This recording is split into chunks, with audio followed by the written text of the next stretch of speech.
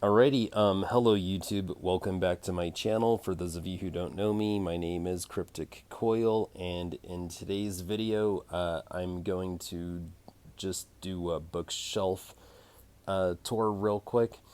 So I have 5 bookshelves in my apartment, and I'm going to show you one right now. So this first bookshelf that I have contains the books that you can see on camera right now. And I'm going to show you what the books are and how I arranged these books. Okay, what system I used. Okay, so the top 3 shelves, as you can see, shelf 1, shelf 2, and shelf 3, these are all of my R.L. Steins. So on the top shelf of this particular bookshelf, I have some of my non Goosebumps, non Fear Street series, some of my adult R.L. Stein books like Superstitious, and then young adult books that aren't Fear Street. Like, for instance, I'm going to move this out of the way. The R.L. Stein Point Horrors are going to be right here. And then some of the Fear Street bind ups are going to be over here. And then some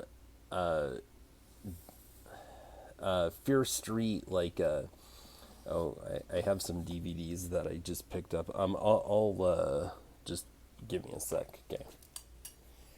Okay. And then some Fear Street, like, mini series, like, what are these ones called? Oh yeah, a Fear Street novel. So that series, I have 3 bind-ups right here, and then I have 1 hardback of The Dead Boyfriend, and then I have like the Midnight Games series right here. Then I have the Return to Fear Street series right here, and then my Fear Street Seniors on the shelf, and then what is this one called? What is this series called? The new Fear Street series. Okay. So give me a sec. I just want to put that book back.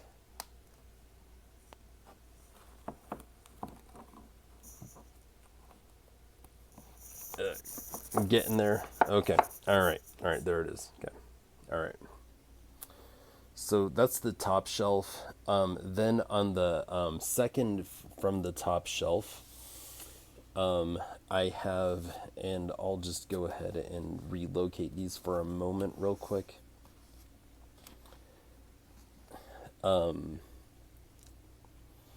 So on the second from top shelf, I have the original Fear Street series. So starting from book number 1, The New Girl, all the way through book number, like, what is it, 51 or something, Trapped. So I have those original 51s all the way up until Trapped, and then I get into my Fear Street Super Chillers. I think there's like 12 or 13 of them. And I have the Super Chillers based in numerical ranking. So Party Summer was the first Super Chiller, and then I think High Tide was the final one, but I have the Cheerleaders series together. I have the Goodnight Kisses together, and the Silent Nights together as well. And then after the Super Chillers are over, I have the Fear Street, or the Fear Park series right here, and then I have the 99 Fear Street series right here, and then the Fear Street Saga trilogy right there. And I only have so many Fear Street Sagas. I have like 1, 2, 4, 7, 9, and 10, and that's all I got. And then I have the Cataluna Chronicle trilogy at the very end of the shelf. And then on the third from the top shelf, I have my mostly Goosebumps, but so I have this hardback that I found at a thrift store. It doesn't have the cover, but it says Goosebumps Wanted and the Haunted Mask.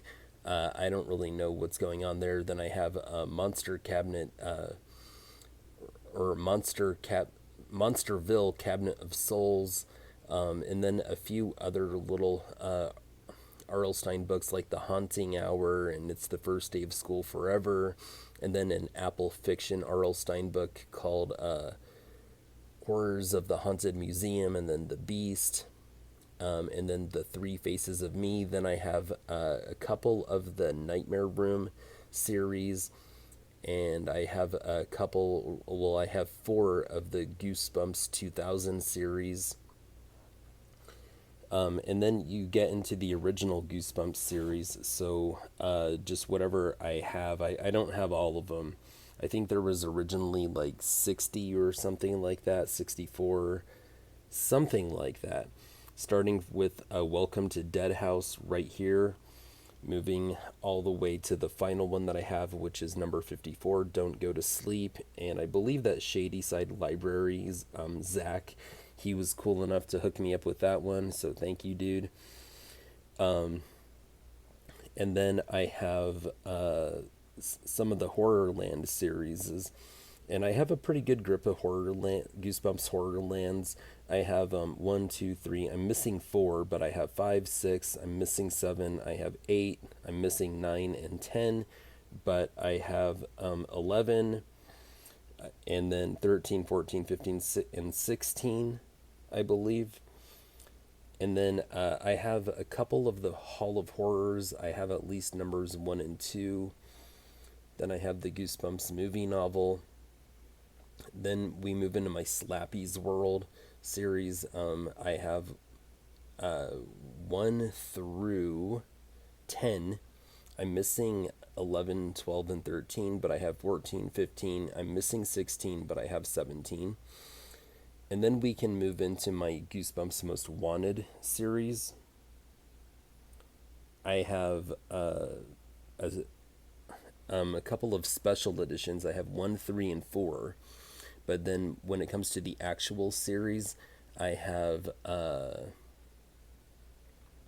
1 through 10. I'm missing 5 and 7. And then I guess I have a couple of I have a few backups of the Hall of Horrors. And I don't have any more room to put on top of those books. So the ones that I have on top of the books that you can see right there, these are later day reprints with variant covers, or they're duplicates.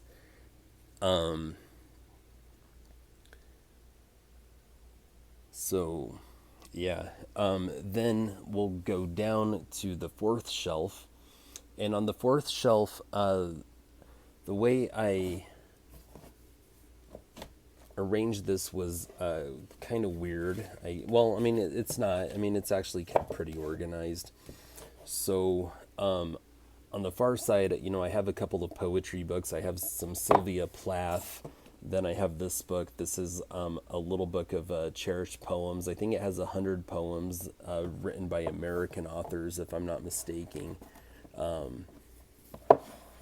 And then I think I put some of the classics like Treasure Island. And then after that, I get into like celebrity biographies and autobiographies. So there's this band that I like. I've been friends with them on the internet for a long time. I've seen them live once. They're called Edge of Paradise. They released this book. I ended up buying it. It's autographed to me. So I have that. I wish they would have done something else, because look at the way it sits on my bookshelf. It sticks out. It protrudes past the shelf. It's just really awkward, but oh well. I love it. I love the band. I was happy to buy it, and I'm stoked that I have it autographed. Then I have, a George Carlin. I think that was written by his wife, so it's a biography. Then I have this book on Steph Curry because I'm a big NBA fan.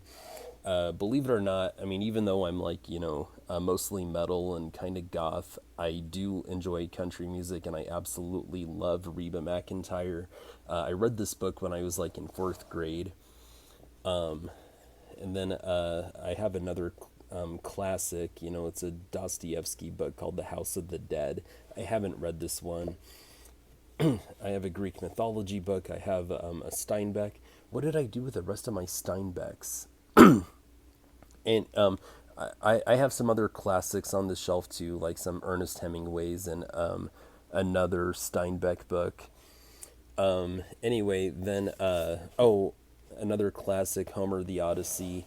And then I have like my other celebrity biographies, like the Eminem book, Steven Tyler, because Aerosmith is pretty much my favorite band, and Steven Tyler is pretty much my favorite singer.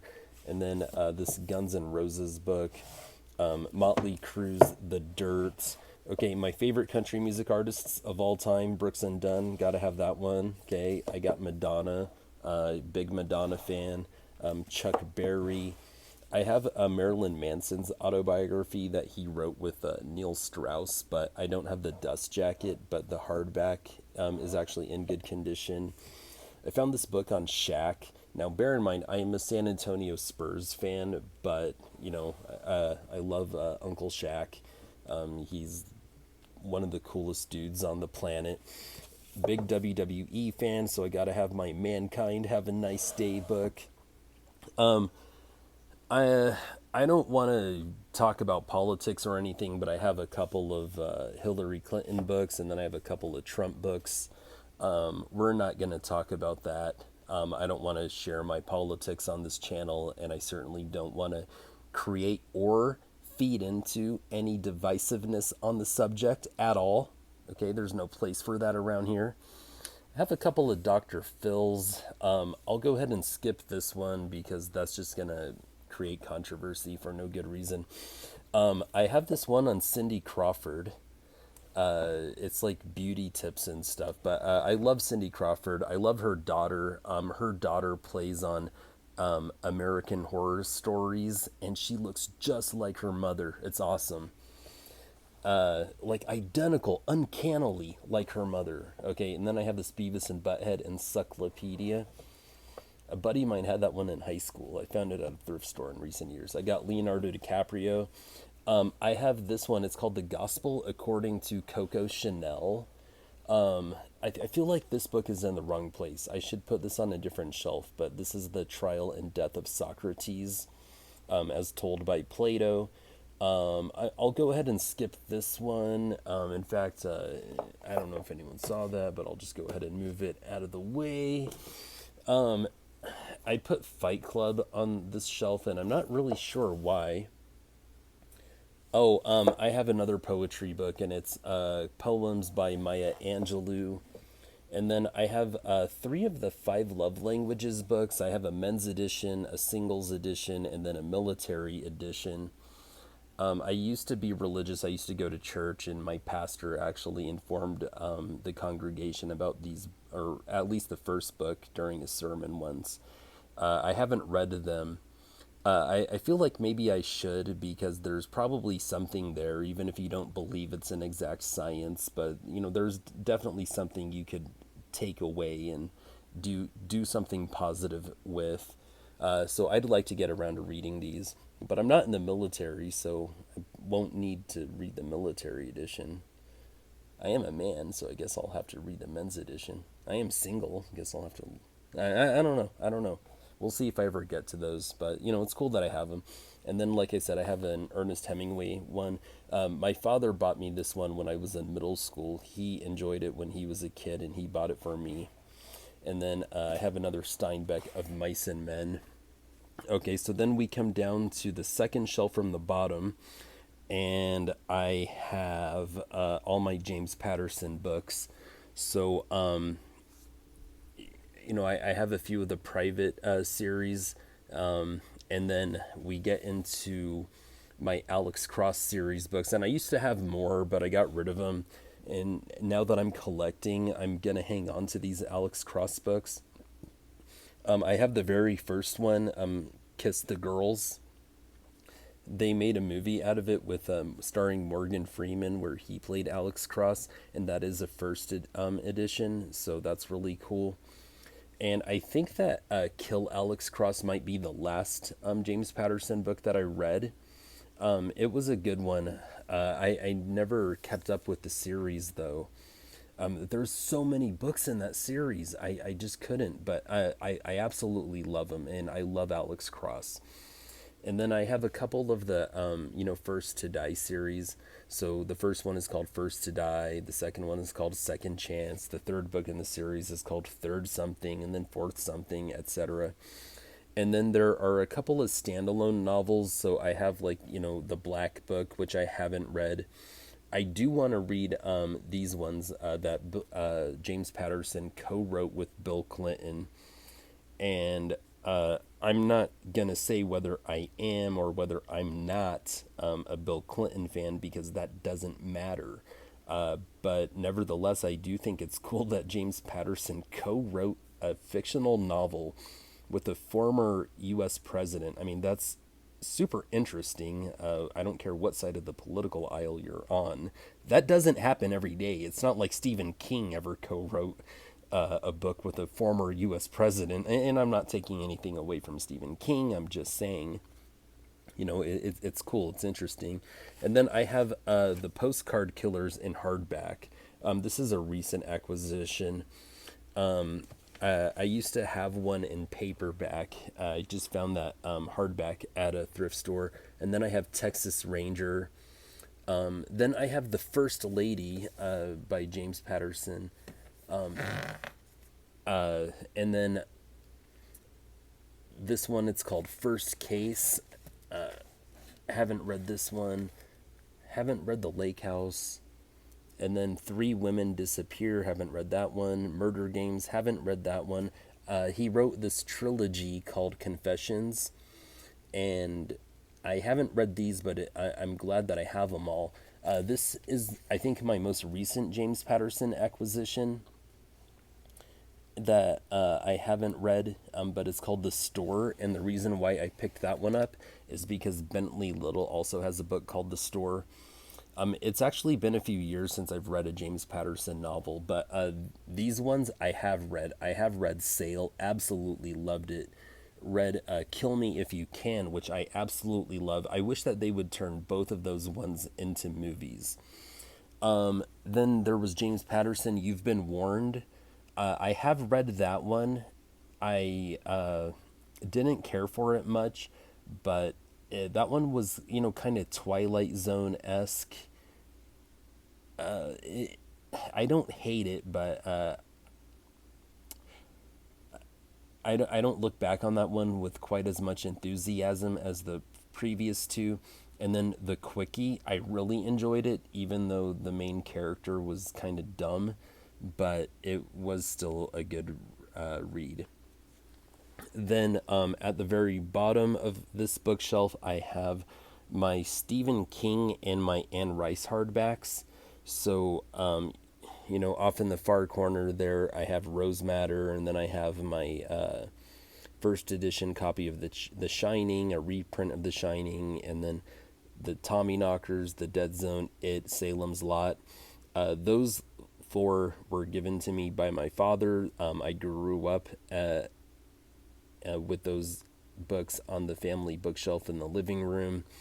And then I have different seasons, The Eyes of the Dragon, Cycle of the Werewolf. I have the Bachman books, and that's in super good condition. The Dust Jacket is in super good condition. 4 Past Midnight, Everything's Eventual, Lizzie's Story. And then I have a paperback copy of The Outsider, and it's sitting up here on the top. And then I have my Blockade Billy sitting up here on the top. And then we get into, and I actually have another shelf with some more Stephen King books, but that's all I had room for on this particular shelf. Then I have my Anne Rice books. And I tried, well, maybe I need to try harder. I don't know. Yeah, I have my Anne Rice books, so I have a first edition of The Witching Hour. I have like a 27th edition of The Vampire Lestat that still costed me like $75 on eBay. So yeah, I have all those. And then at the top of my bookshelf, I have this candle that a friend of mine made me of Lillian Munster, and then I have a ghost face mask, the aged ghost face mask from Scream 6. Let me just show you this candle that I have real quick. So it's got Lillian Munster on it, and then on the back, it's got a bleeding Chanel logo, and it says Chanel number 13. And the reason why my friend made that for me is because I'm really into cologne and fragrances. I plan on making some videos about that soon. But there was this episode of The Munsters where Herman made a joke that for their anniversary last year, he bought Lillian her favorite perfume, Chanel number 13. And there's no such thing as Chanel number 13. There's Chanel number 5, Chanel number 19, but there is no Chanel number 13. But the Munsters live at 1313 Mockingbird Lane. And so it was just kind of funny. So I created this fake perfume called Chanel number 13, where Lillian Munster is the model of that campaign. And yeah, so a friend of mine just made me that candle. But yeah, that's it for bookshelf tour number one. If you're interested in seeing my other four bookshelves, just let me know. Thank you guys for watching. Horns up, and peace out.